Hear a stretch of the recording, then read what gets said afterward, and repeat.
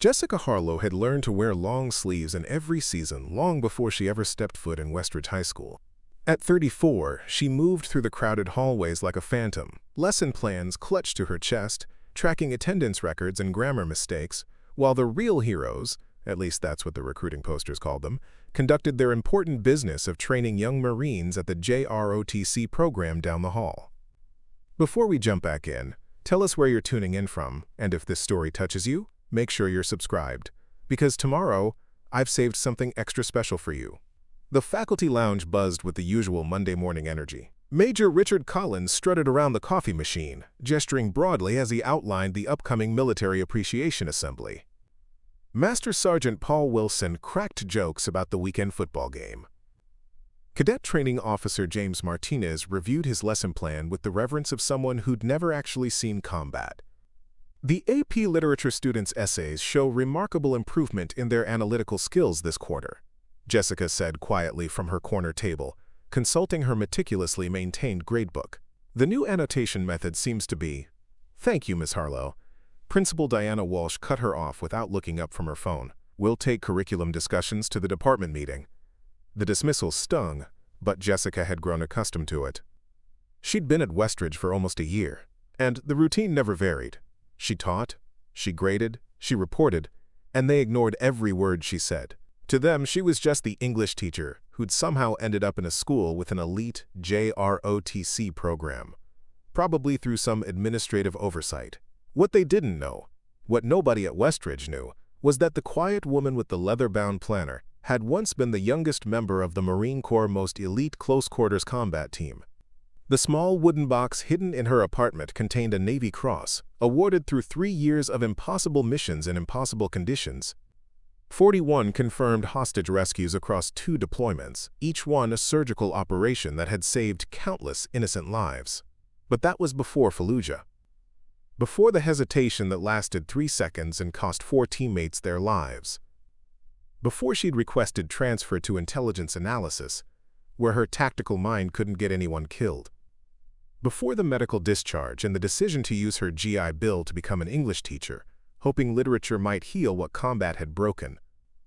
During faculty meetings, when Collins suggested yet another predictable, military-style discipline approach for struggling students, Jessica would quietly sketch alternative intervention plans in her notebook.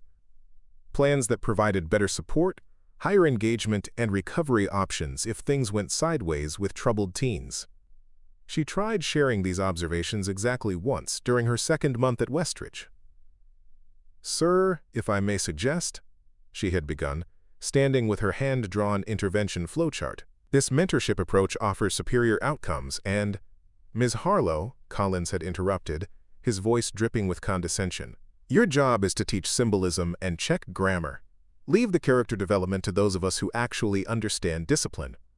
The room had erupted in polite chuckles.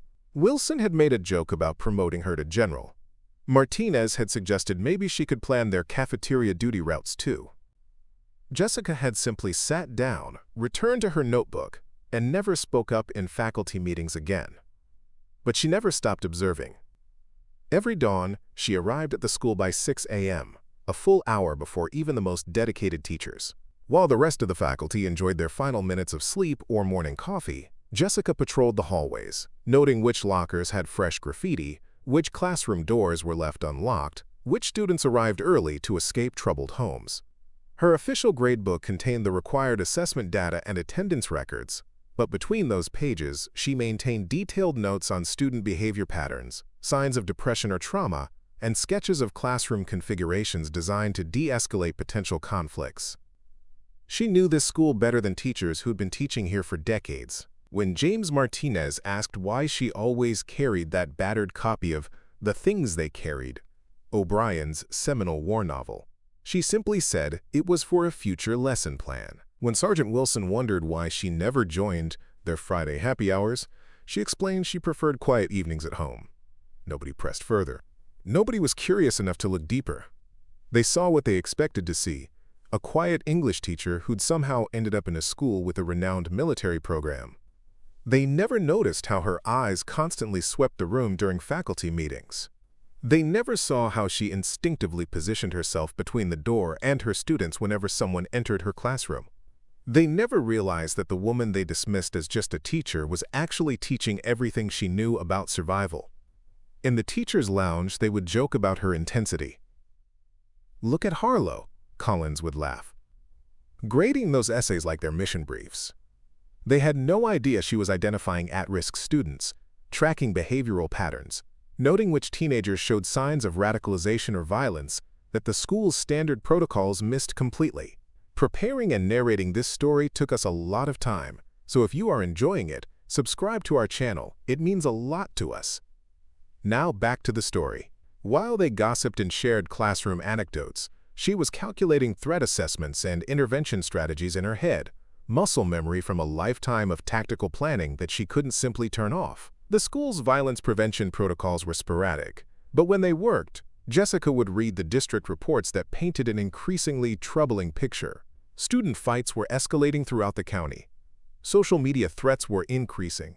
Not the usual teenage posturing with harsh words and shoves, but coordinated intimidation with concerning signs of weapon access and the patience to use it effectively.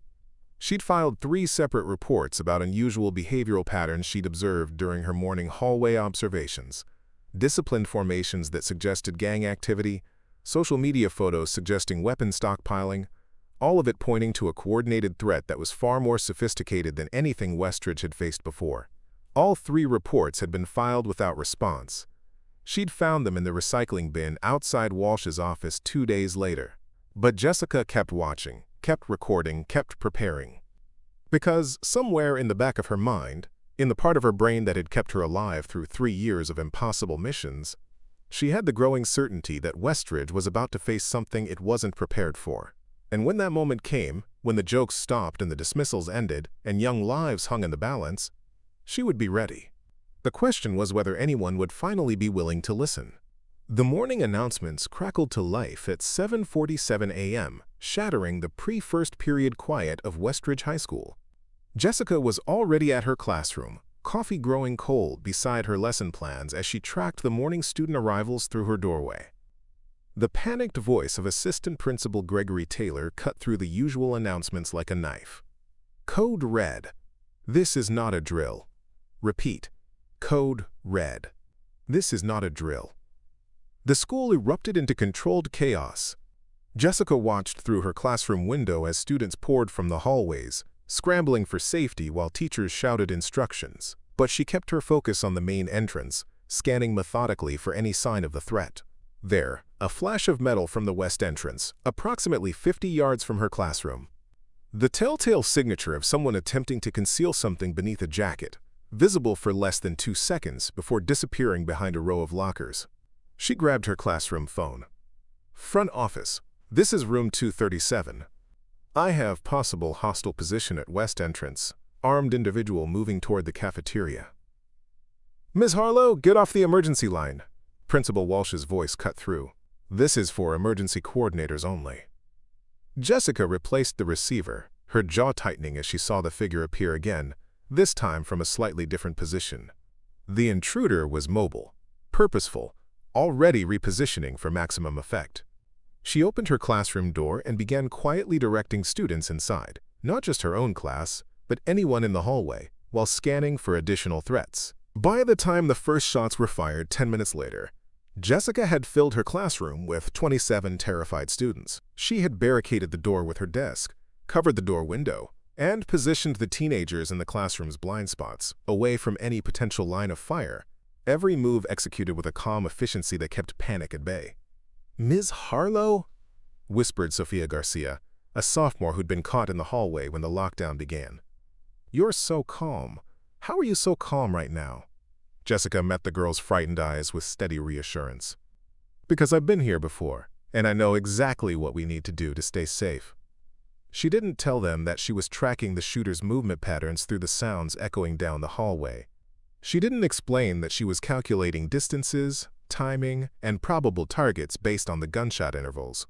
She didn't mention that she was already planning 3 different ways to neutralize the threat if it approached their position. Instead, she kept her students quiet, kept them hidden, and kept them focused on her steady voice rather than the chaos outside. When SWAT officers finally breached the school 90 minutes later, they found Jessica's classroom untouched. While other rooms had panicked, made noise, or attempted ill-advised escapes, her students had remained perfectly silent and perfectly hidden, following her instructions with absolute trust. The crisis had ended with 2 teachers wounded, but, miraculously, no fatalities. The shooter, a former student with a history of disciplinary issues, had been apprehended in the gymnasium after being cornered by the JROTC instructors, who'd managed to coordinate a distraction tactic using their radios. Jessica stood at attention when Major Collins entered her classroom that evening, after the students had been released to their parents and the school had been cleared by law enforcement. "Miss Harlow," he began, his earlier condescension replaced with genuine curiosity, "the SWAT commander said your classroom was textbook perfect. Every security protocol followed, plus additional measures they don't even teach in our staff training. How did you know to position students in those specific corners?" Jessica looked at the Marine officer for a moment longer than necessary, her eyes meeting Collins with quiet intensity. "Education courses in college. Very thorough on emergency protocols." "Understood. Will that be all?" "Dismissed." She left her own report on Walsh's desk anyway. 2 days later, James Martinez approached her during lunch duty, his face thoughtful as he set down his tray across from hers. "Miss Harlow," he said quietly, glancing around to make sure they weren't overheard. "Can I ask you something?" Jessica looked up from her untouched food. Martinez was relatively new to the JROTC program, transferred from another district, still had that eager-to-contribute demeanor that school politics hadn't yet worn away.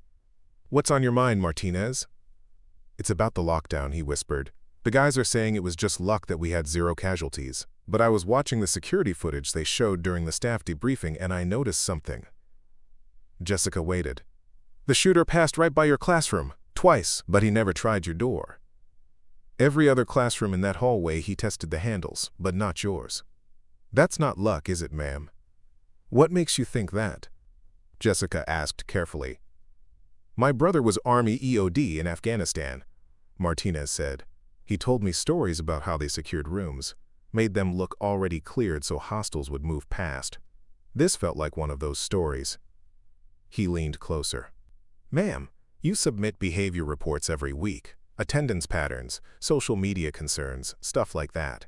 Have you seen anything that might have helped us prevent this?" Jessica glanced toward the administrative table, where Collins was laughing at something Principal Walsh had said. Neither of them looked particularly concerned about the professional failures that had allowed a former student with documented threats to walk through their front door with a weapon. "Martinez," she said quietly, "if I were you, I'd pay extra attention to the students who are displaying unusual reactions to the shooting. Watch for those who seem fascinated rather than traumatized. Trust your instincts, and if something feels wrong, don't hesitate to report it." "Yes, ma'am." "But what about the bigger picture? Shouldn't administration know if we could have prevented this? If there were warning signs we missed?" Jessica looked at the young teacher's earnest face and made a decision that would change everything. "Meet me in my classroom after final bell. Bring your laptop." Quote, at 3:30 p.m., Martinez arrived at room 237, where Jessica was waiting with her leather planner and a thermos of coffee. The afternoon light slanted through partially closed blinds, casting the room in an amber glow that felt safe, contained. "What I'm about to show you doesn't leave this room," Jessica said. "Understood. Yes, ma'am." She opened her planner to the pages documenting the weeks before the shooting. Martinez's eyes widened as he saw the detailed diagrams, behavior tracking, social media analysis, and threat assessments that she'd recorded during the months leading up to the attack. "This is incredible," he breathed. "This is actual intelligence work. Why isn't this in the official reports?" "It was. I submitted it to administration along with 2 previous reports about concerning behavior patterns I'd observed."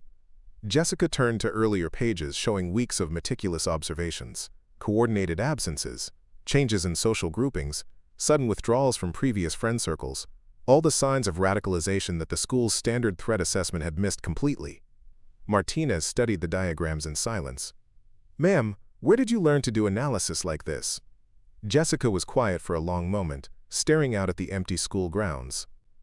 "Previous assignment. Different branch of service." "Were you intelligence?" Another pause. "Something like that." Martinez looked up from the notebook. "Ma'am, we need to get this to the superintendent. maybe even law enforcement.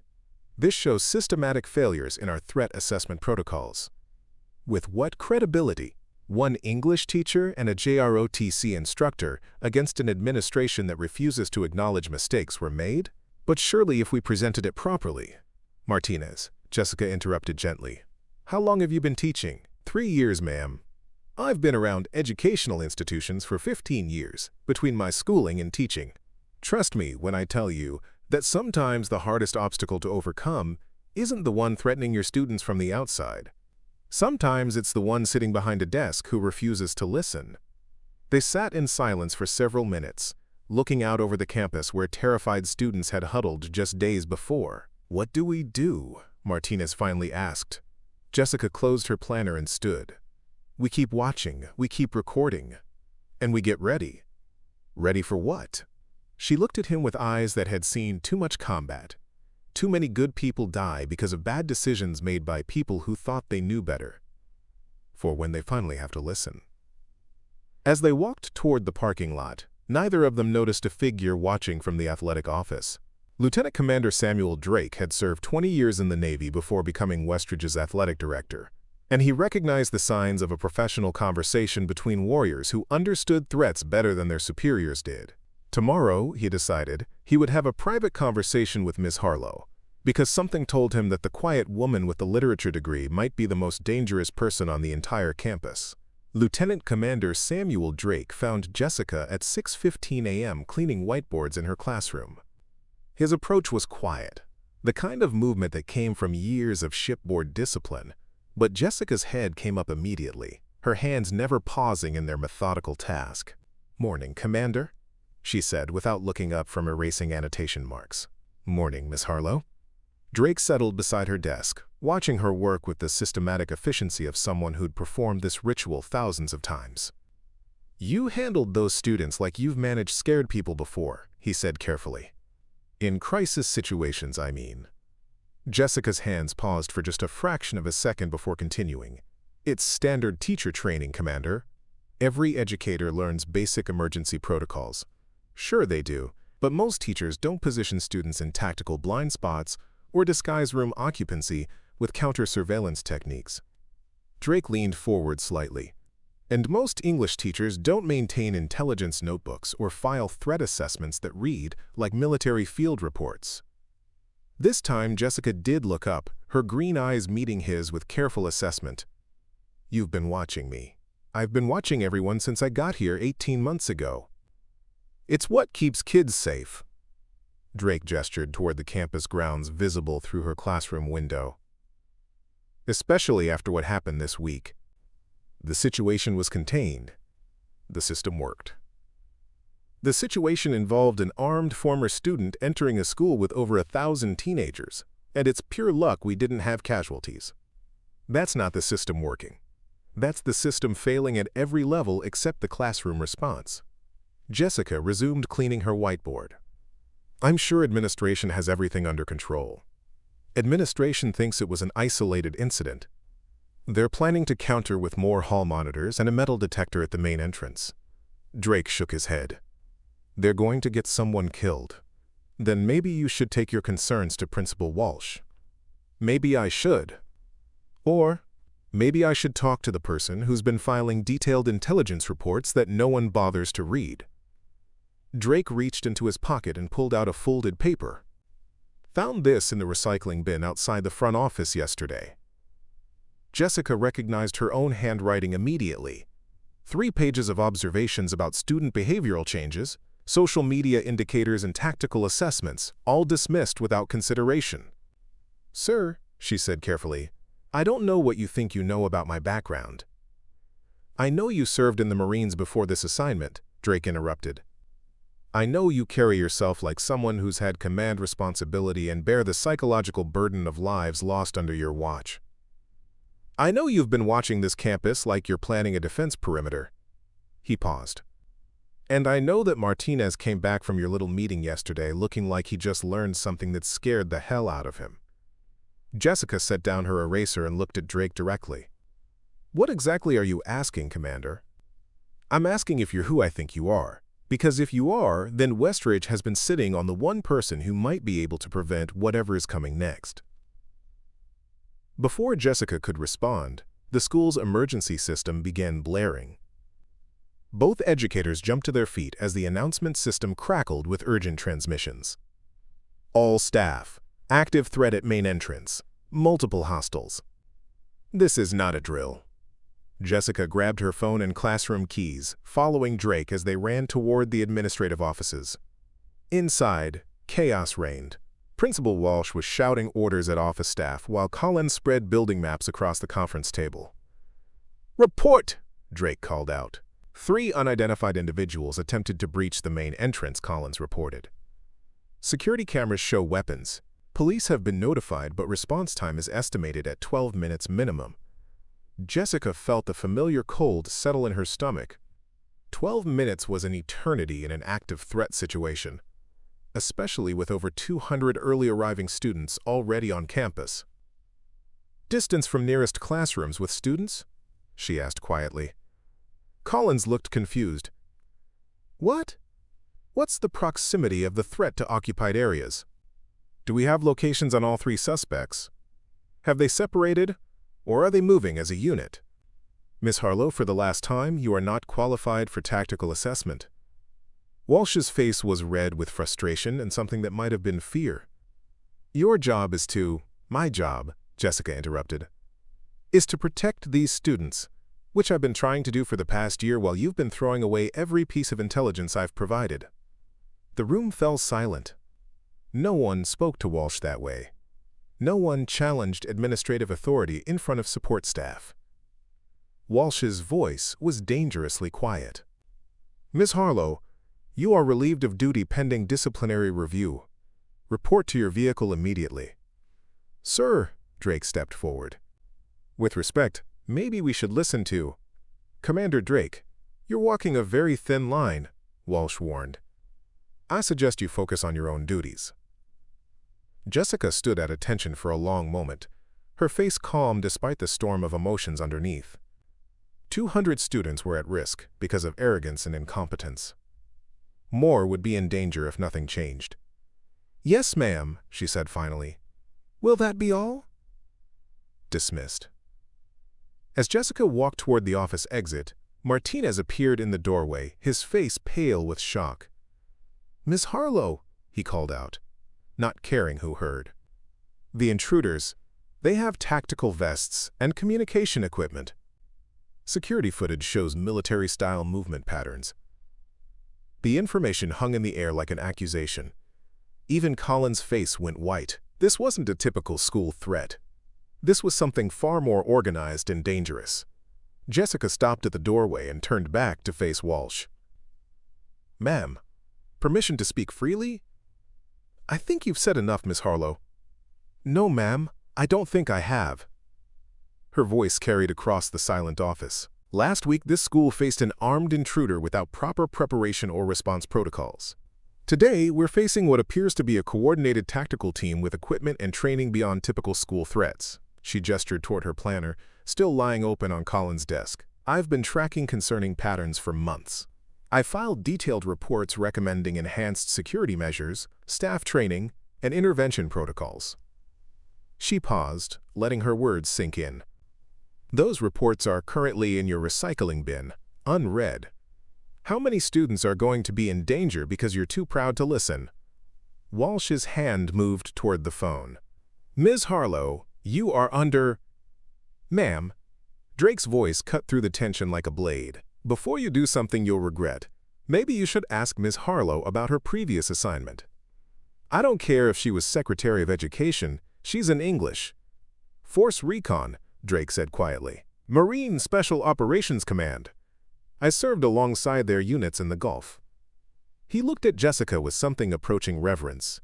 Combat Action Ribbon, Navy Cross, and a reputation for getting people out of impossible situations. The office exploded in whispers. Force Recon was legendary. Marines who executed high-risk missions with surgical precision. The elite of the already elite Marine Corps. Walsh stared at Jessica, her face cycling through confusion, disbelief, and growing comprehension. "Is this true?" Jessica nodded once. Yes, ma'am. Why didn't you tell us? You never asked, and when I tried to provide tactical input based on my experience, you made it very clear that my background was irrelevant. Collins found his voice. Ma'am, if you're former MARSOC, then you could… I could what, Major? Take command? With what authority? Using what resources? From what position? She shook her head. You spent a year making it clear that I'm just the woman with the literature degree. You don't get to change your mind now that you're scared. Drake stepped closer to Walsh. Ma'am, with all due respect, we have a professional tactical threat approaching our campus, and we have the one person qualified to coordinate a response sitting in timeout because she hurt your feelings. The radio crackled again. All administrators. Hostiles have breached the east entrance. They're heading toward the freshman wing. Walsh looked at the radio, then at Jessica, then at the faces of staff members who were beginning to understand that hundreds of student lives might depend on the quiet woman they'd been ignoring for months. Miss Harlow, she said slowly, what do you need? Jessica's smile was sharp as winter wind. I need you to trust me, just once. And then I'll show you what a real teacher can do. At 7:05 a.m., while Westridge High School prepared for another day of classes, Jessica Harlow was already implementing a defense strategy that would save hundreds of lives. With Principal Walsh's reluctant blessing and the stunned cooperation of the JROTC staff, she transformed the administrative conference room into an impromptu command center. 3 hostile targets, military-style movement patterns, coordinated communications, she reported, sketching a rapid building diagram on the whiteboard. This isn't random violence. This is a planned assault with specific objectives. The room fell silent as administrators and security personnel absorbed her assessment. Gone was the quiet English teacher with a leather planner. In her place stood a combat veteran whose eyes scanned the room with laser-focused intensity. Main priorities: secure all students currently on campus, establish defensive perimeter, initiate controlled evacuation of non-essential personnel. Jessica's voice carried the unmistakable tone of command. Commander Drake will coordinate with local law enforcement for external support. Major Collins, your JROTC instructors will manage student containment in the gymnasium. Martinez, you're our communications hub. She turned to Walsh, whose earlier dismissal had transformed into wary respect. Ma'am, I need immediate access to all security systems and building controls. Walsh nodded, still processing this revelation. Whatever you need. As staff dispersed to their assigned positions, Collins lingered, his expression a mix of embarrassment and admiration. Harlow, I owe you an apology. We all do. For a year, we treated you like… Not now, Major, Jessica interrupted, already reviewing security camera feeds. We have approximately 6 minutes before those hostiles reach occupied classrooms. Save the apologies for when these kids are safe. Through the security monitors, she tracked the intruders' methodical progression through the east wing. 3 men in tactical vests, armed with semi-automatic weapons, moving with the disciplined coordination that spoke of professional training. This wasn't a typical school shooting scenario. This was something far more dangerous. They're clearing rooms systematically, Jessica observed, looking for something specific, or someone. Drake returned with building schematics and the first reports from responding police units. Perimeter teams are 12 minutes out. SWAT is mobilizing, but estimate 20 minutes minimum. We don't have 20 minutes, Jessica replied, studying the intruders' movement patterns. They'll reach the occupied areas in less than 5. We need to redirect them away from the students while establishing evacuation routes. She opened her planner to building diagrams she'd been quietly developing for months. Emergency routes, choke points, defensible positions, all meticulously annotated with escape timing calculations. Drake stared at the pages in disbelief. You've been planning for this scenario since you arrived. I plan for all scenarios, Jessica replied simply. It's what kept my team alive for 3 years in environments far more hostile than this. Her fingers traced a path through the service corridors. We can channel them here, away from the gymnasium where Collins is gathering students. Activate the fire alarms in the science wing to create confusion about occupancy patterns. Within minutes, Jessica's strategy was in motion. Security personnel positioned at key junctions. JROTC instructors conducting silent evacuations through predetermined routes, and administrative staff coordinating with approaching law enforcement. Through it all, Jessica moved like a ghost through the building's service corridors, personally verifying security positions and adjusting deployments based on the intruder's movements. Every step calculated, every decision made with the cold precision of someone who had faced death many times before.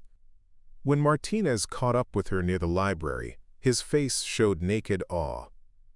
"Ms. Harlow, how are you managing all this simultaneously?" "Combat awareness," she replied without breaking stride. "You track multiple threats, multiple assets, and multiple escape routes simultaneously, or you don't come home." The first direct confrontation came at 7:24 a.m.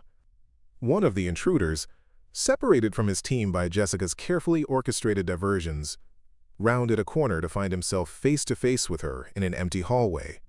What happened next occurred so quickly that Martinez, watching from the security office, could barely process the sequence. Jessica moved with blinding speed, closing distance before the armed man could bring his weapon to bear. 3 precise strikes, elbow, throat, knee, and the hostile was disarmed and unconscious before he hit the floor. "Hostile 1 is contained," Jessica reported through her radio, securing the weapon and restraining the unconscious intruder. Continuing to checkpoint Charlie. In the command center, Collins watched the security footage in stunned silence. That was Force Recon close-quarter combat technique. Textbook perfect. "That wasn't from any textbook you've read, Major," Drake replied quietly. "That was MARSOC advanced threat neutralization. The kind they don't teach at officer training." The remaining 2 hostiles realized their teammate was missing and abandoned their methodical search pattern. Their radio communications, now intercepted through the captured intruder's equipment, revealed growing confusion and anger. "They're accelerating their timeline," Jessica reported from her position. "Switching from search to active threat. All defensive positions maintain discipline. Do not engage unless directly threatened." Through her earpiece, she heard Walsh's voice, strained but controlled. "Miss Harlow, local police are staging at the north entrance. SWAT is 10 minutes out." 10 minutes is too long," Jessica replied. "The hostiles are moving toward the gymnasium. If they breach those doors, we have over 100 students at risk." The mathematics were brutally simple. Hundreds of innocent lives against 2 armed intruders with unknown objectives. The police would arrive too late. SWAT would be useless if the hostiles reached the gathered students. Jessica made the decision that had defined her military career. When no good options existed, you created one through sheer force of will. Drake, Martinez, maintain perimeter security. Collins, reinforce gymnasium defenses. I'm engaging the hostiles directly. Before anyone could protest, Jessica was moving through the service corridors, using the building knowledge she'd accumulated over months of quiet observation. Every shortcut, every blind corner, every acoustical anomaly that could mask movement, all of it cataloged and now deployed with lethal efficiency. She intercepted the hostiles in the cafeteria, a large open space with multiple exit points and limited cover. Not ideal tactical conditions, but necessary to prevent them from reaching the gymnasium beyond. "Gentlemen," Jessica called out, stepping into view from behind the serving counter. "I believe you're looking for me." The 2 men spun, weapons raised, faces masked, but eyes showing surprise at the lone woman standing before them in a cardigan and sensible shoes. "Jessica Harlow," one of them said, his voice carrying the accent of private military contractors. "You're supposed to be dead." Afghanistan made that very clear. Afghanistan made a lot of things clear. Jessica replied, her hands open at her sides, seemingly defenseless but coiled with potential energy. "Including how far people will go to silence witnesses to war crimes." In her earpiece, she heard Martinez's confused voice. "Ms. Harlow, what are you doing? Those men are armed." Jessica ignored the transmission, keeping her focus on the 2 mercenaries whose weapons remained trained on her chest. "Our employer was very specific," the lead hostile continued. "No loose ends, especially not decorated Marines with troublesome consciences." "And he sent just 3 of you?" Jessica's smile was cold as a combat knife. "I'm almost insulted." What followed happened with such speed and precision that later, when reviewing security footage, even Drake, with his 20 years of military experience, had trouble following the sequence. Jessica's hand flicked outward, sending a metal serving spoon spinning through the air as a distraction. As both men instinctively tracked the flying object, she was already moving, a blur of controlled violence that closed the distance before either could reacquire their target. The first hostile went down with a precision strike to the brachial plexus, his weapon clattering across the floor as his arm went momentarily paralyzed. The second managed to fire, a single round that missed by millimeters as Jessica rotated past his line of fire. 3 seconds later, both men were incapacitated. No wasted movement, no hesitation, just the clinical efficiency of someone who had trained for these scenarios thousands of times. Jessica secured their weapons and restraints, her breathing barely elevated despite the intense physical exertion. Through her earpiece, she could hear the stunned silence of the command center staff who had witnessed the entire exchange through security cameras. "All hostiles contained," she reported calmly. "Building is secure. Coordinate with police for prisoner transfer and evidence collection."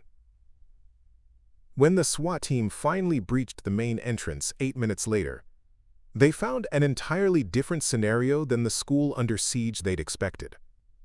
3 restrained hostiles, hundreds of safely evacuated students, and a defense perimeter so professionally established that the tactical commander asked which federal agency had responded ahead of them. "Not federal," Drake explained, leading the SWAT commander toward the cafeteria where Jessica was calmly providing preliminary statements to local detectives. Just an English teacher who apparently had some specialized training. In the hours that followed, as students were reunited with panicked parents and investigators processed the scene, the full story began to emerge.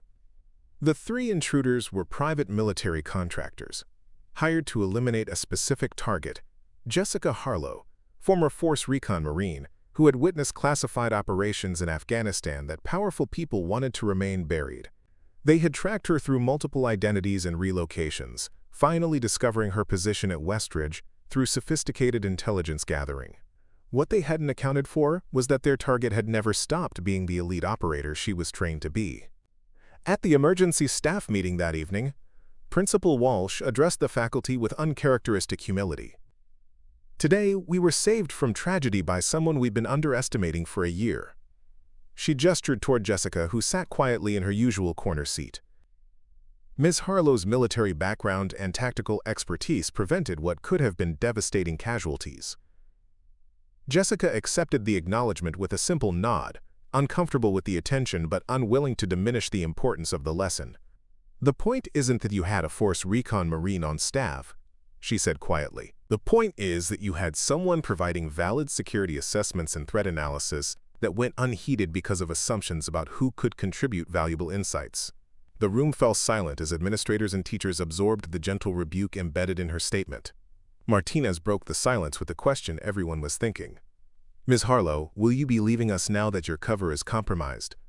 Jessica considered the question carefully. Her identity was exposed. The specific threat had been neutralized, but others might follow. The logical choice would be to disappear again, establish a new identity in a new location. "No," she said finally. "I don't think I will." The declaration surprised even Drake, who had assumed she would be gone by morning. "My entire military career was about protecting people," Jessica continued. "When that ended, I thought teaching literature would be a completely different path, but today demonstrated that protection takes many forms.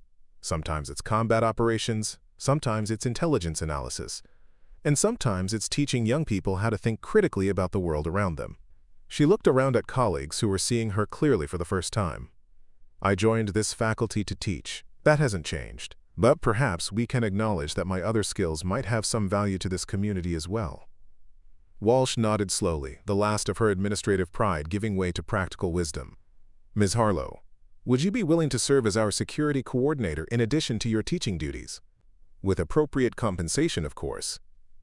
Jessica smiled, a genuine expression that few at Westridge had ever seen. "I'd be honored, ma'am. I have some thoughts about our emergency protocols that might be worth implementing." As the meeting adjourned, Collins approached Jessica with obvious discomfort. "Lieutenant Harlow, I assume that was your rank?" "Captain, actually, but Jessica is fine." "Captain Harlow," Collins continued formally, "I owe you a sincere apology. For a year, I dismissed your input, made jokes at your expense, and generally behaved like someone who didn't have all the information," Jessica finished for him. "We all make assumptions based on limited data, Major. The question is whether we're willing to revise those assumptions when new information becomes available," Collins nodded, accepting the graceful way out she had offered. "The JROTC program could benefit from your expertise. Would you consider some guest lectures on tactical assessment and threat response?" "I'd be happy to contribute," Jessica replied, "though I suspect your cadets might find it strange taking combat instruction from the English teacher who makes them write essays about Shakespeare." For the first time since she'd arrived at Westridge, Collins laughed with her rather than at her. "I have a feeling they'll be hanging on every word you say from now on. We all will." As the faculty dispersed, Martinez lingered behind, his expression thoughtful. "Ma'am, there's something I still don't understand. If those men were after you specifically, why stay here where they found you once? Wouldn't it be safer to disappear again?" Jessica gathered her materials, considering how to explain a decision that was still crystallizing in her own mind. "Martinez, I spent 3 years in Force Recon running from threats, neutralizing dangers, and then vanishing into the shadows. When that ended, I spent another 4 years running from my own identity, hiding who I was and what I knew how to do." She looked out at the campus where, just hours before, she had prevented a tragedy through skills she'd been hiding for years. At some point, you have to stop running.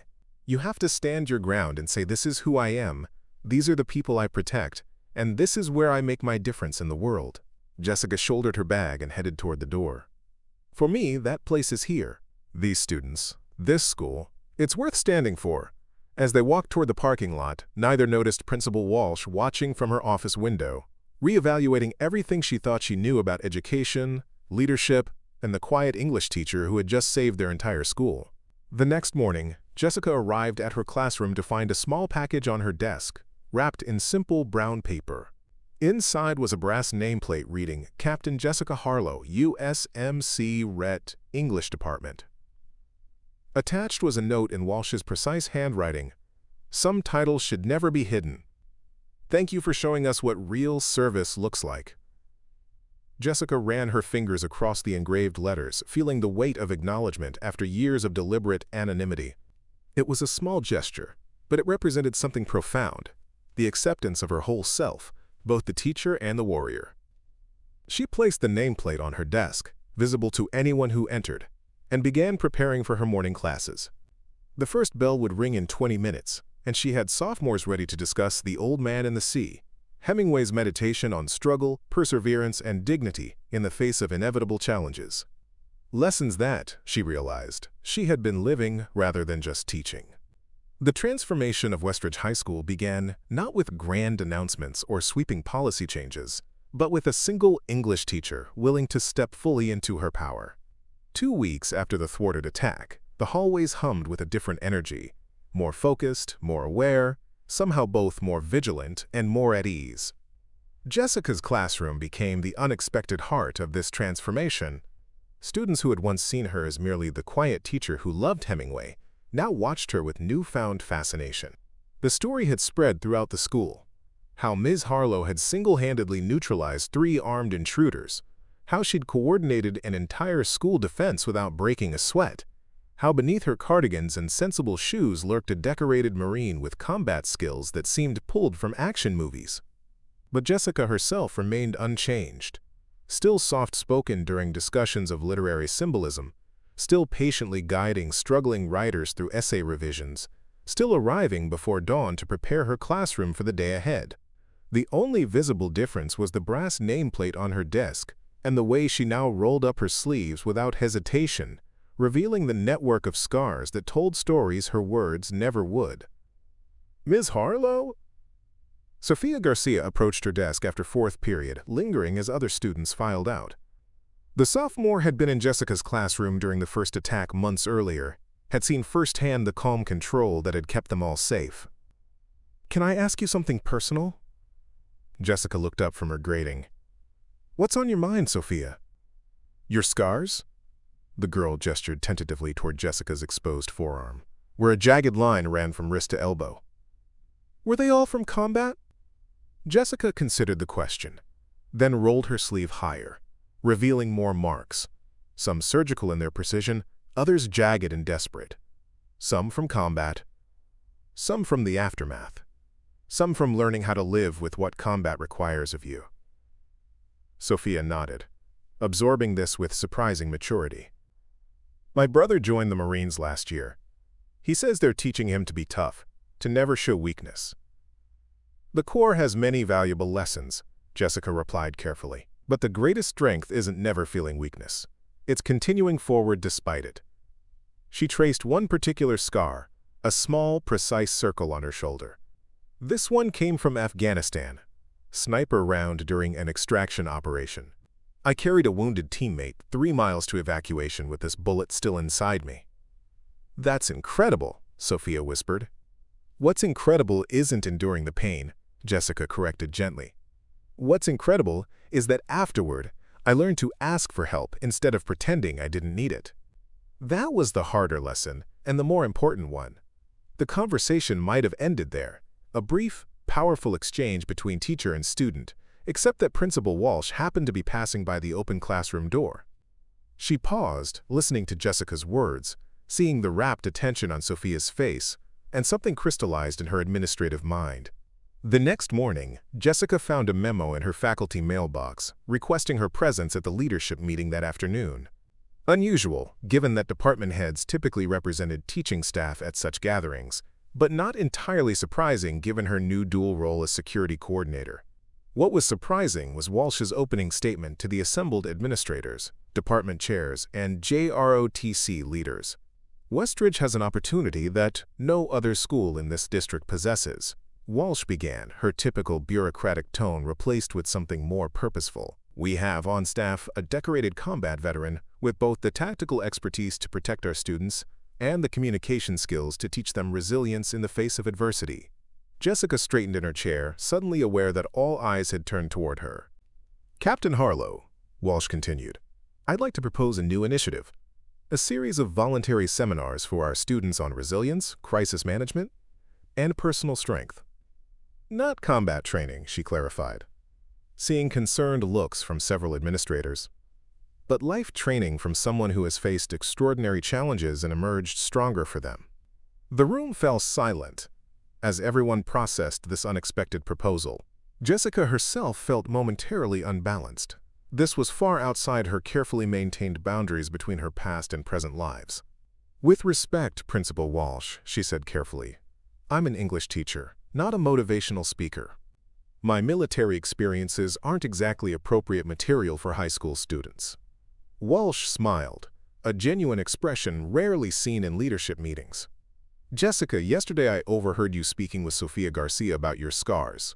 In 2 minutes, you taught her more about true strength than a semester of standard character education could have achieved. She looked around the table.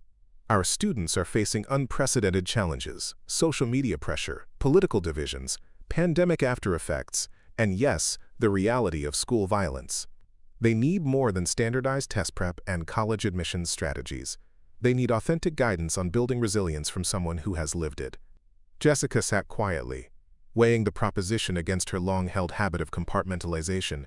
For years, she had kept her military experience sealed away, separated from her teaching identity by deliberate barriers of her own construction. Those barriers had crumbled during the attacks, but she hadn't yet determined what would replace them.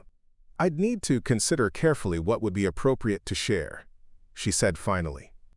Some experiences aren't suitable for classroom discussion, regardless of their instructional value. Of course, Walsh agreed. You would have complete autonomy over content. We're not asking for war stories.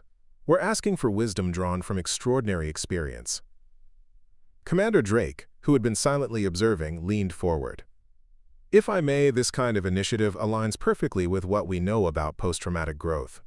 The research is clear that individuals who successfully navigate trauma often develop unique strengths, perspective, appreciation for life, personal fortitude. These are precisely the qualities our students need to develop.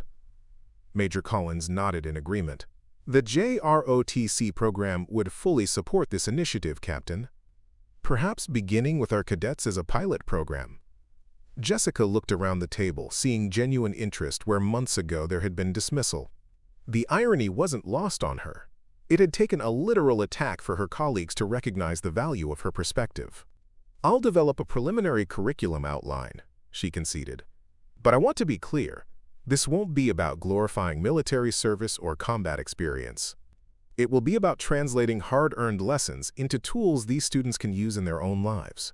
The initiative began modestly 3 weeks later, a voluntary after-school seminar titled Resilience Under Pressure, open to juniors and seniors.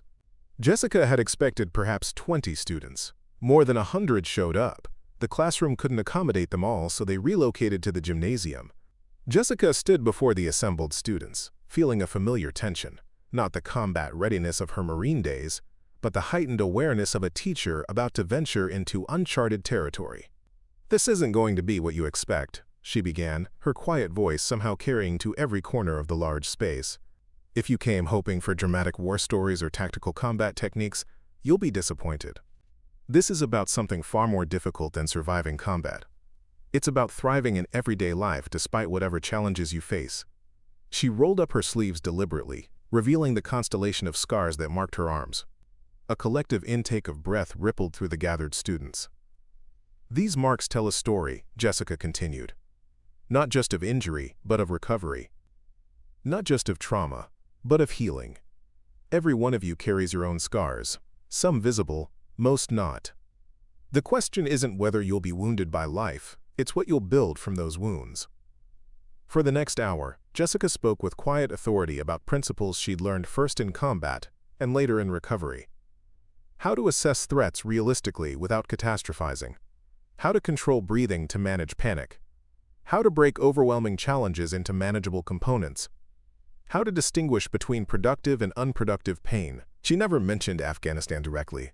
She didn't describe firefights or extraction operations. Instead, she translated those experiences into universal principles that resonated with teenagers facing their own forms of adversity, from social anxiety to family disruption to academic pressure. When the session ended, students lingered, approaching Jessica with questions that revealed how deeply her words had registered. One senior, who had recently lost his father to cancer, asked about grief management techniques. A junior with severe test anxiety wanted to know more about tactical breathing. The captain of the wrestling team asked about maintaining focus during high-pressure competitions. Standing at the back of the gymnasium, Principal Walsh watched with Commander Drake as Jessica engaged with each student individually, giving them the same focused attention she had once reserved for mission planning. "I've been in education for 22 years, Walsh said quietly. "I've never seen students respond to a presentation like this." Drake nodded. "That's because she's not presenting, she's connecting. There's a difference. We need to expand this program," Walsh decided. "Not just for our students, but for faculty as well. Maybe even parent workshops." Over the following months, Jessica's Resilience Initiative grew from a single after-school seminar to a comprehensive program integrated into Westridge's curriculum. She developed grade-appropriate modules for freshmen through seniors, collaborated with school counselors on crisis response training, and even conducted workshops for parents on supporting adolescent mental health. The program's impact became measurable in unexpected ways. Disciplinary incidents decreased by 30%. Attendance improved. Student self-reporting showed significant gains in confidence and emotional regulation. Even standardized test scores saw modest improvement, which researchers later attributed to reduced test anxiety and improved focus. But the most profound changes occurred at the individual level, in moments that statistics couldn't capture. Like when Ryan Peterson, a chronically anxious sophomore who had barely spoken in class all year, used Jessica's tactical breathing technique to successfully deliver his first oral presentation. Or when Mackenzie Winters, a senior who had attempted suicide the previous year, approached Jessica after a seminar on post-traumatic growth to say, "For the first time, I'm actually curious about what I might become because of what I've survived." Or when the entire girls' basketball team adopted Jessica's pre-mission focus ritual before games, improving their performance so dramatically they reached the state finals for the first time in school history. 6 months after the program's inception, the superintendent arrived unannounced to observe one of Jessica's resilience seminars. Afterward, he requested a meeting with her and Principal Walsh. "Captain Harlow," he began, "what you've created here is extraordinary. We're seeing ripple effects throughout the district. Reduced bullying incidents, improved school climate metrics, even increased teacher retention rates." Jessica accepted the praise with characteristic modesty. The students deserve the credit. They're doing the difficult work of applying these principles in their daily lives. Nevertheless, the superintendent continued, we believe this program has potential far beyond Westridge. The school board has authorized funding for a district-wide expansion, with you as program director. Walsh smiled at Jessica's surprised expression. This would mean reducing your English teaching load to half-time, with the remainder dedicated to building this program across all district schools. We'd provide administrative support, curriculum development resources, everything you need. Jessica's immediate instinct was to decline. She had become an English teacher, precisely because it allowed her to influence young minds without the weight of command responsibility she'd carried in the Marines.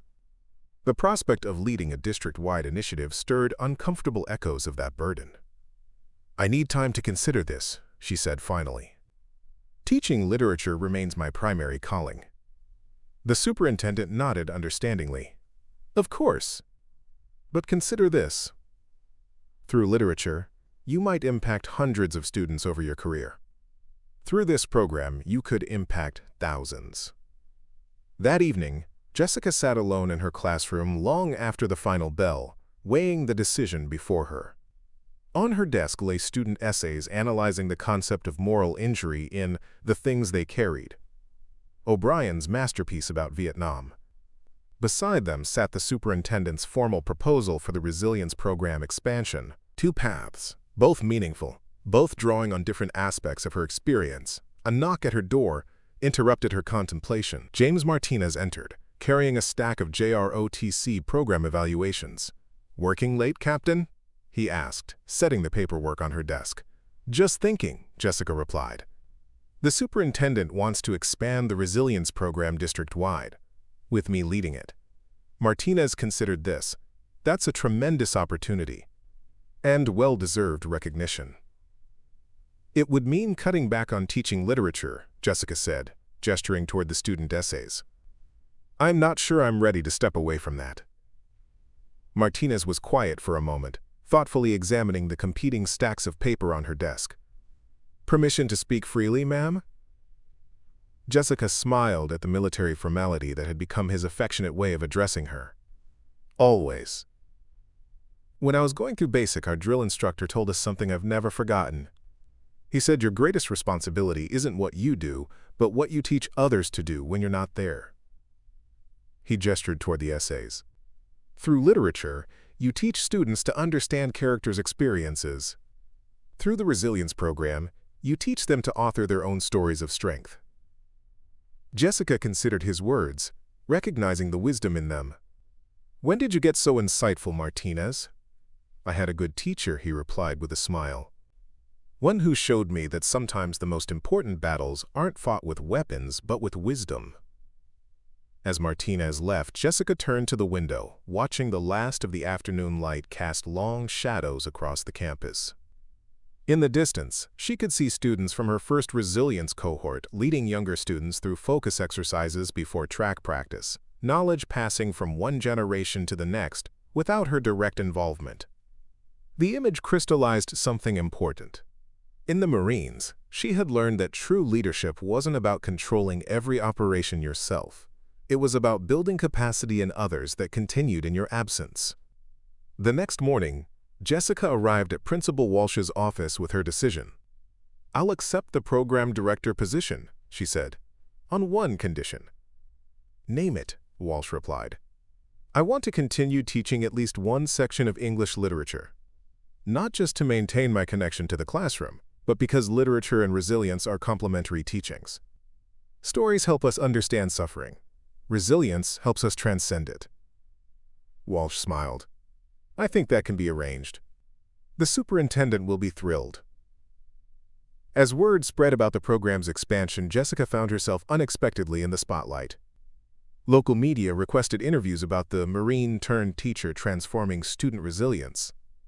Educational journals sought articles about her methodology. Other districts began inquiring about implementing similar programs.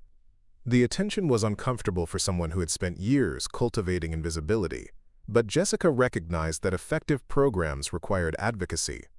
She agreed to limited media appearances, always redirecting focus from her personal story to the program's impact on students. One afternoon, following a particularly difficult interview where the reporter had pressed repeatedly for details about her combat experiences, Jessica retreated to her classroom for a moment of quiet reflection. She found Drake waiting for her, a knowing expression on his face. "Rough interview?" he asked. "They always want the war stories." Jessica sighed. "Never the recovery stories." Drake nodded understandingly. "Combat makes for better headlines than healing. But healing makes for better lives." He handed her a folder containing preliminary data from the program's first semester district-wide. The results were extraordinary. Statistically significant improvements in student resilience metrics, emotional regulation, and academic persistence. "This is your real legacy, Captain," Drake said quietly. "Not the operations you led, or the medals you earned, but the strength you're building in these kids." Jessica studied the report, feeling a familiar sense of purpose crystallizing into something new. In the Marines, her mission had been clear: protect American interests, save lives under immediate threat, execute tactical objectives with precision. Teaching literature had given her a different mission: open minds, build empathy, create safe spaces for intellectual exploration. Now she was crafting a third mission that somehow united the others: equip young people with the inner resources to face an increasingly complex world with courage, clarity, and compassion. "Commander," she said, looking up from the report, "I think I finally understand why I survived Afghanistan when others didn't." Drake waited, recognizing the weight of this statement from a combat veteran. "It wasn't random chance or superior skill," Jessica continued. "It was so I could be here, now, translating those experiences into something that serves a purpose beyond warfare." "That's a heavy burden to carry," Drake observed. "Not a burden," Jessica corrected. "A privilege." The conversation might have ended there, but they were interrupted by a commotion in the hallway. Jessica opened her classroom door to find a group of students surrounding Sofia Garcia, who appeared to be having a panic attack, hyperventilating, eyes wide with fear, body trembling. Without hesitation, Jessica moved through the gathered teenagers, creating space around the distressed student. "Sophia," she said calmly, kneeling to meet the girl's eyes, "I need you to focus on my voice. We're going to breathe together, just like we practiced in seminar." She demonstrated the tactical breathing technique: 4 counts in, hold for 4, 4 counts out, hold for 4, that she had once used to steady her hands before impossible shots in combat zones.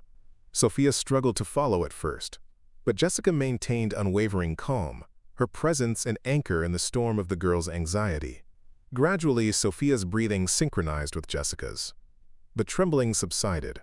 The panic receded. "That's it," Jessica encouraged. "You're doing great. Panic isn't permanent. It's just a wave, and you're learning to ride it instead of being pulled under." When Sophia had fully regained her composure, she looked at Jessica with tear-filled eyes. "I thought I was dying, but then I remembered what you taught us, that our bodies sometimes sound false alarms and we can learn to reset the system." Jessica nodded. "And you did exactly that. You should be proud." Later, as Drake helped disperse the remaining onlookers, he observed quietly, "You handled that exactly like you would a combat casualty. Calm, methodical, focused on immediate stabilization." "Different context, same principles," Jessica replied. "Identify the threat, establish control, implement proven protocols, maintain presence until stability is achieved. And that," Drake said with certainty, "is why this program works when other initiatives fail. You're not teaching theoretical concepts. You're sharing battle-tested wisdom that saved lives in the most extreme conditions imaginable." As they walked together toward the administrative offices, Jessica noticed something she hadn't before: students in the hallway straightening their posture as she passed, not out of fear or military discipline, but from a desire to embody the strength she represented. It was, she realized, the most meaningful recognition of her service she had ever received. Not medals or commendations, but young lives consciously choosing to stand taller in the face of their own challenges. "You know," Drake said, noticing her observation, "there's an old Marine Corps saying, 'Once a Marine, always a Marine.' I think you've found a way to honor that commitment while creating something entirely new." Jessica smiled, thinking of the brass nameplate on her desk that acknowledged both her past and her present. The uniform changes, Commander. The mission remains the same: protect, serve, lead by example. And in that moment, with afternoon sunlight streaming through the hallway windows and students moving purposefully to their next classes, Jessica Harlow, English teacher, program director, decorated Marine, felt the final fragments of her compartmentalized life merge into a single, integrated identity stronger than any of its individual parts had ever been. The scars on her arms, now visible for all to see, were no longer reminders of trauma but testaments to the unbreakable human capacity to heal, to grow, and to transform suffering into wisdom that lights the way for others. The auditorium of Central High School fell silent as Jessica Harlow took the stage. It was the one-year anniversary of the district-wide resilience program, and educators from across the state had gathered to learn about the initiative that had transformed school culture throughout the county. As program director, Jessica was expected to deliver the keynote address, a responsibility that still felt foreign to someone who had once valued invisibility above all else. She stood at the podium, scanning the audience of over 500 teachers, administrators, counselors, and education officials. Among them sat her Westridge colleagues, Principal Walsh, Commander Drake, Major Collins, and James Martinez, the people who had witnessed her journey from dismissed English teacher to recognized educational innovator. "Before I begin," Jessica said, her quiet voice somehow filling the large space without strain, "I want to clarify what this program is not. It is not military training in civilian clothes. It is not about teaching students to suppress emotion or endure hardship without complaint. And it is certainly not about glorifying the circumstances that taught me these lessons." She rolled up her sleeves in what had become her signature gesture, revealing the map of scars that told stories words never could. "This program exists because of a simple truth I learned during recovery, not combat.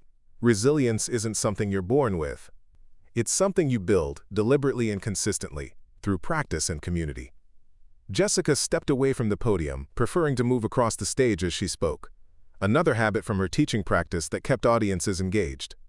"1 year ago, we introduced resilience training in 3 pilot schools. Today, it operates in all 27 schools in our district. The data is clear. Disciplinary incidents down 40%, attendance up 12%, teacher retention improved by 23%, and most importantly, student self-reported well-being metrics showing significant positive trends across all demographics." She clicked to the next slide, showing comparison charts that illustrated the program's impact. But numbers tell only part of the story. The real measure of this program isn't in statistics. It's in the individual transformations occurring in classrooms throughout our district. With practice timing, Jessica began sharing specific examples, naming students, with permission, whose lives had been changed through resilience training. The volleyball player who overcame performance anxiety to earn a college scholarship. The chronically truant student who hadn't missed a day in 6 months. The teacher who applied resilience principles to prevent burnout after 20 years in the profession. As she spoke, Jessica noticed a group of uniformed Marines who had quietly entered at the back of the auditorium. Their presence was unexpected. She hadn't been informed that military representatives would attend. For a moment, her narrative faltered, as memories of her former life intersected with her present reality. Recovering smoothly, she continued with her presentation, explaining the core principles of the program: tactical breathing for emotional regulation, objective threat assessment to combat catastrophic thinking, purpose-driven goal setting, and community-based recovery strategies. "These aren't revolutionary concepts," Jessica acknowledged. "What makes this program different is that we've stripped away the theoretical framework and clinical language, replacing them with practical tools students can implement immediately in real-world situations." As she concluded her formal presentation and opened the floor for questions, a tall Marine officer in the back raised his hand. The moderator recognized him, and a microphone was passed through the audience. "Colonel Michael Reeves, Marine Corps Recruiting Command," he introduced himself. Captain Harlow, the Corps has been following your program with great interest. The principles you're teaching mirror what we're implementing in our resilience training for recruits. Would you consider consulting with our training development team? The question created a ripple of murmurs throughout the auditorium. Jessica had deliberately distanced her program from military associations, concerned that such connections might alienate educators wary of perceived militarization in schools. "Colonel," she replied carefully, "while I'm honored by your interest, this program was specifically developed for civilian educational contexts. The challenges facing our students are distinct from those facing military personnel." "With respect, Captain," the colonel persisted, "the fundamental human mechanisms of stress response and resilience remain constant across contexts. Your program has succeeded where many of our initiatives have struggled, in making these concepts accessible and immediately applicable." Jessica recognized the strategic crossroads before her. For a year, she had worked to establish the program's educational credibility separate from her military background. Associating with Marine Corps training could undermine that effort. Yet refusing to share effective methods with the service to which she had once pledged her life felt equally wrong. "I would be willing to review your current training materials and offer feedback," she compromised. "But my primary commitment remains to this school district and these students." The colonel nodded respectfully. "Understood, Captain. Thank you." As the Q&A session continued, Jessica fielded questions about implementation challenges, assessment metrics, and adaptation for different age groups. Throughout, she maintained the balance she had worked so hard to achieve, acknowledging her military experience without letting it overshadow her educational expertise. When the formal program concluded, Jessica found herself surrounded by educators eager to discuss specific aspects of the resilience curriculum. She engaged with each of them, answering questions with the same focused attention she gave her students. Eventually, the crowd thinned, leaving Jessica with her Westridge colleagues and the Marine delegation, who had patiently waited to speak with her privately. Colonel Reeves approached with two other officers. "Captain Harlow, allow me to introduce Major Lisa Donovan, our Resilience Training Coordinator, and Captain James Westfield from the Wounded Warrior Regiment." Jessica shook hands with each officer, noting that Captain Westfield moved with the careful precision of someone managing chronic pain, a familiar pattern she had seen in wounded veterans. "Captain Harlow," Westfield said, his voice carrying the gravity of shared experience, "your program isn't just relevant for students or recruits. It has tremendous potential for wounded service members transitioning to civilian life." Jessica's expression softened. "That's an application I hadn't considered, Captain."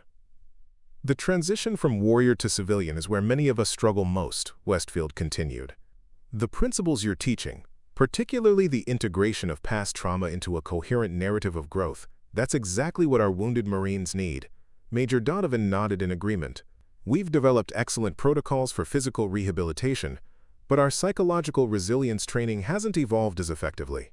What you've created here bridges that gap." Jessica glanced at Commander Drake, who had witnessed her own integration of military past with civilian present. He gave an almost imperceptible nod of encouragement. "I would be honored to work with the Wounded Warrior Regiment," Jessica said, making a decision that felt right at a soul level.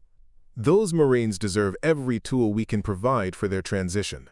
As the conversation continued, Principal Walsh approached with an unexpected guest, a woman in her 60s whose bearing suggested military background despite her civilian clothes. "Captain Harlow," Walsh said, "there's someone here I think you should meet. This is Brigadier General Catherine Matthews, retired. She was one of the first female Marines to command a ground combat unit." The older woman extended her hand. "Captain Harlow, your reputation precedes you, both your service record and your current work. I've been following your program's development with great personal interest." Jessica shook the general's hand with appropriate respect. "It's an honor, General. Your leadership paved the way for many of us." "Walk with me," Matthews suggested, gesturing toward the auditorium exit. "I'd like to speak with you privately." As they moved away from the group, Jessica felt a familiar tension, the heightened awareness that came from unexpected encounters with high-ranking officers. Old habits from her Marine days resurfaced instinctively. "At ease, Captain," Matthews said with a knowing smile. "I'm retired, and you're a civilian now. We can dispense with the formalities." They found a quiet corner in the building's atrium, where floor-to-ceiling windows overlooked the school's central courtyard. I want to be direct, the general began. What you've built here is extraordinary. Not just the program itself, but the bridge you've constructed between two worlds that rarely communicate effectively. Jessica waited, sensing there was more to this conversation than simple praise. The military excels at building resilience during service but fails miserably at translating those skills for civilian life, Matthews continued. Meanwhile, civilian institutions have sophisticated psychological frameworks but lack practical application methodologies. You're standing at the intersection of these approaches, speaking both languages fluently. I'm just an English teacher who happened to serve in the Marines, General, Jessica deflected modestly. No, Matthews corrected firmly. You're a Marine who became an English teacher, and in doing so, discovered how to translate combat-tested wisdom into life-changing education. That's a rare and valuable perspective. The general paused, watching students cross the courtyard below. I'm chairing a presidential commission on veteran reintegration and educational innovation. We need someone with your unique background to lead a national initiative expanding what you've built here. Jessica felt her breath catch. A national program? With substantial federal funding, interagency cooperation, and the opportunity to impact millions of students and tens of thousands of transitioning service members, Matthews confirmed. The position would be based in Washington, with frequent travel to implementation sites nationwide. The offer was unexpected and overwhelming, far beyond anything Jessica had imagined for her program or herself. It represented validation at the highest levels, resources beyond what any school district could provide, and the chance to scale her impact exponentially. It also meant leaving Westridge, leaving her classroom, leaving the students and colleagues who had become family during her journey from invisible teacher to recognized leader. This is unexpected, Jessica managed. I would need time to consider.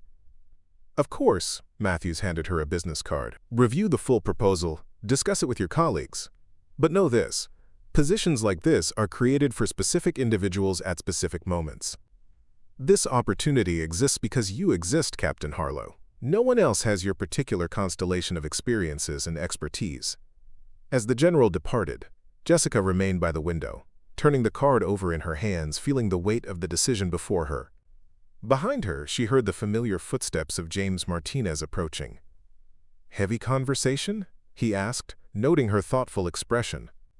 Life-changing, potentially, Jessica admitted, showing him the general's card. She summarized the national program proposal, watching his eyes widen as he grasped the magnitude of the opportunity. That's incredible recognition, Martinez said.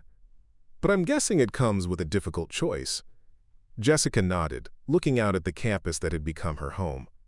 I became a teacher because I wanted to build rather than destroy, to heal rather than harm. I found that purpose in the classroom, connecting with individual students, watching their growth up close. And now you're being asked to step back from that direct connection to create something much larger, Martinez observed. Something that might help millions instead of hundreds, Jessica agreed. But at what cost to the work that restored my sense of purpose? They stood in companionable silence, watching the afternoon light play across the courtyard. Finally, Martinez spoke with the straightforward insight that had made him a valuable colleague. You know, when I first realized who you really were, your background, your capabilities, I wondered why someone with your skills would choose to teach high school English in a suburban district. It seemed like, I don't know, like watching an Olympic athlete coach Little League. Jessica smiled at the comparison. And now? Now I understand that you weren't hiding your light. You were finding a new way to shine it. The question isn't whether you're abandoning your purpose by considering this national role. The question is whether your purpose has evolved to require a larger platform. His words resonated with something Jessica had been feeling but couldn't articulate, that perhaps her journey from Marine to teacher to program director had been preparing her for something even more impactful. When first left the Corps, she said quietly, I was running away from what I'd seen and done. When I became a teacher, I was running towards something that felt healing and constructive. Now I'm being asked to stop running entirely and build something permanent that connects both worlds. Martinez nodded. And what does Captain Jessica Harlow want to do? That's just it, she replied with a small smile. I'm not sure Captain Harlow and Ms. Harlow want the same thing. I've worked so hard to integrate these identities. And now I'm being asked to lean heavily into one aspect of my experience. Maybe, Martinez suggested, it's not about choosing between those identities. Maybe it's about creating something new that honors both, while becoming something greater than either could be alone. The wisdom in his observation struck Jessica profoundly. Throughout her journey, from decorated Marine to invisible teacher to resilience program director, she had been treating her military experience and her educational calling as separate paths that occasionally intersected. Perhaps they were actually converging toward a destination she hadn't been able to envision until now. The following week was a blur of consultations, soul-searching, and late-night conversations with those whose opinions she valued most. Drake offered the perspective of someone who had successfully navigated the military-civilian transition. Walsh provided insights on educational impact and institutional dynamics. Collins, surprisingly, became her strongest advocate for accepting the national position.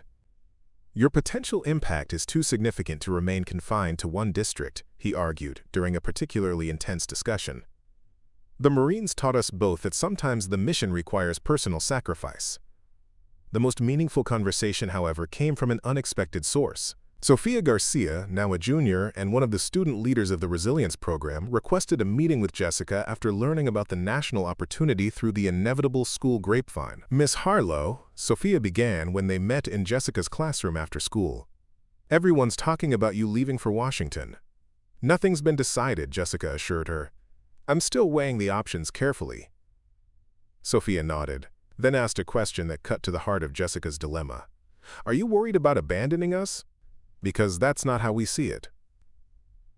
Jessica was taken aback by the directness of the question. "I do worry about that. My commitment to Westridge students has been the center of my professional life for over 2 years now." "But that's just it," Sofia continued with wisdom beyond her years. "You've taught us that resilience isn't just about surviving challenges. It's about growing through them and then helping others do the same. If you stay only because you're afraid of letting us down, you're not practicing what you've taught us." The teenager's insight struck Jessica deeply. She had indeed been caught in a loop of concern about abandoning her students, rather than trusting in the resilience she had helped them build. "When you first showed us your scars," Sofia continued, "you told us they represented not just injury but recovery. You said the greatest strength comes from turning personal pain into purpose that helps others." Jessica nodded, remembering the conversation clearly.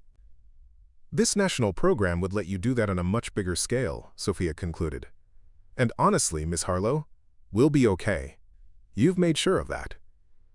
The simple truth of those words resonated more profoundly than all the logical arguments Jessica had been wrestling with. She had succeeded in her mission at Westridge not by maintaining perpetual presence, but by building capacity that would continue in her absence. The decision crystallized over the weekend. Monday morning found Jessica in Principal Walsh's office, resolution clear in her expression. "I'm accepting the national position," she said without preamble. "But I have 3 non-negotiable conditions." Walsh, who had anticipated this outcome, nodded. "I'm listening." "First, I'll need 6 weeks for proper transition, including training district staff to maintain program quality. Second, I want Martinez appointed as district coordinator. He understands the program's spirit as well as its mechanics. Third, I'll return quarterly for direct oversight and professional development with implementation teams." Walsh smiled, recognizing the careful planning typical of Jessica's approach. "All reasonable and achievable. The district will miss your daily presence, but your legacy will continue through the program infrastructure you've built." "It's not goodbye," Jessica clarified. "It's evolution." The announcement to faculty later that day was met with mixed emotions: pride in their colleagues' national recognition, concern about maintaining program quality, and genuine sadness at losing Jessica's daily presence. She addressed their reactions with characteristic directness. "This program never belonged to me," she told the assembled staff. "It belonged to every teacher who incorporated these principles in their classroom, every counselor who used these techniques with struggling students, every administrator who supported implementation despite initial skepticism." She looked around the room at faces that had transformed from dismissive to supportive over her time at Westridge. "You don't need me physically present to continue this work." The foundations are solid, the methods are proven, and the results speak for themselves. The following weeks passed in a whirlwind of transition planning, documentation, and training sessions. Jessica worked tirelessly to ensure that every aspect of the program was properly transferred to Martinez and his implementation team. She developed comprehensive manuals, recorded training videos, and created assessment tools that would maintain program integrity long after her departure. Throughout this process, she continued teaching her English literature classes with undiminished dedication. If anything, her classroom instruction became even more purposeful, as if she were distilling 2 years of teaching philosophy into these final weeks with her students. On her last official day at Westridge, Jessica arrived before dawn as always, taking her familiar walk through empty hallways that now held thousands of memories. She paused at the spot where she had neutralized the armed intruder, at the classroom where she had first revealed her military background, at the office where Walsh had finally begun to listen. In her classroom, she found an unexpected surprise: hundreds of handwritten notes from current and former students, arranged carefully on her desk, each expressing what her teaching had meant to them.